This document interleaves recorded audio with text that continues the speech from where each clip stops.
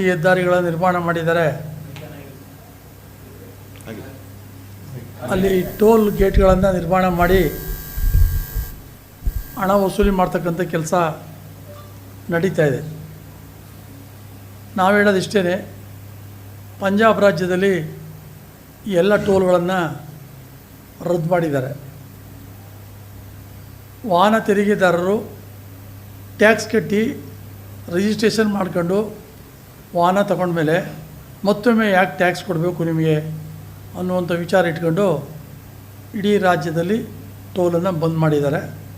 ಅದೇ ರೀತಿ ಕರ್ನಾಟಕ ರಾಜ್ಯದಲ್ಲೂ ಕೂಡ ಟೋಲನ್ನ ಬಂದ್ ಮಾಡಬೇಕು ಅಂತಕ್ಕಂಥದ್ದು ನಮ್ಮ ಮುಖ್ಯವಾದ ಉದ್ದೇಶ.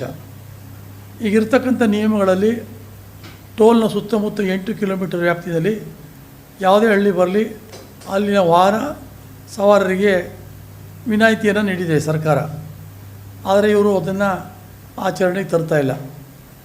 ಮತ್ತು ಎರಡನೇದಾಗಿ ಕೃಷಿ ಉತ್ಪನ್ನಗಳು, ರೈತರ ವಾಹನಗಳನ್ನು ವಿನಾಯಿತಿ ನೀಡಿದ್ದಾರೆ.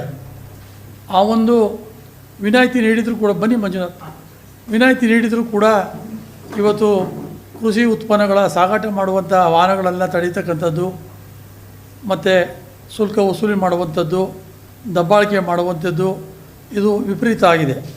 ನಾವು ಹಲವಾರು ಬಾರಿ ಎಚ್ಚರಿಕೆ ಕೊಟ್ಟಿದ್ದೀವಿ, ಆದರೂ ಕೂಡ ಇದು ನಿಂತಿಲ್ಲ. ಇದರ ಬಗ್ಗೆ ಏನು ನ್ಯಾಷನಲ್ ಹೈವೇ ಅಥಾರಿಟಿಯವರು ಕ್ರಮ ಕೈಗೊಳ್ಳಬೇಕಾಗ್ತದೆ. ಅವ್ರು ಯಾಕೆ ಕಣ್ಮುಚ್ಚಿ ಕೂತಿದಾರೋ ಗೊತ್ತಿಲ್ಲ. ಆ ಹಿನ್ನೆಲೆಯಲ್ಲಿ ಏನು ಟೋಲ್ ನಾಕ ವಸೂಲಿ ಮಾಡ್ತಾಯಿದ್ದಾರೆ ಅದನ್ನು ರಾಜ್ಯಾದ್ಯಂತ ಬಂದ್ ಮಾಡಬೇಕು ಅನ್ನುವಂಥ ವಿಚಾರ ಇಟ್ಕೊಂಡು ಇದೇ ತಿಂಗಳ 23ನೇ ತಾರೀಕು ನಾವು ಒಂದು ಟೋಲ್ ನಾಕ ಮುಂದೆ ಪ್ರತಿಭಟನೆ ಹಮ್ಮಿಕೊಂಡಿದ್ದೀವಿ. ನಿಮ್ಮ ಗಣನೂರು ಮುಂದೆ ಒಂದು ಬೃಹತ್ ಪ್ರತಿಭಟನೆಯನ್ನು ಹಮ್ಮಿಕೊಂಡಿದ್ದೀವಿ. ಸಂಬಂಧಪಟ್ಟಂಥ ಅಧಿಕಾರಿಗಳು ಬಂದು ನಮಗೆ ಸಮಜಾಯಿಸಿ ಕೊಡಬೇಕು. ಸರ್ಕಾರ ಕೂಡ ಇದ್ರ ಬಗ್ಗೆ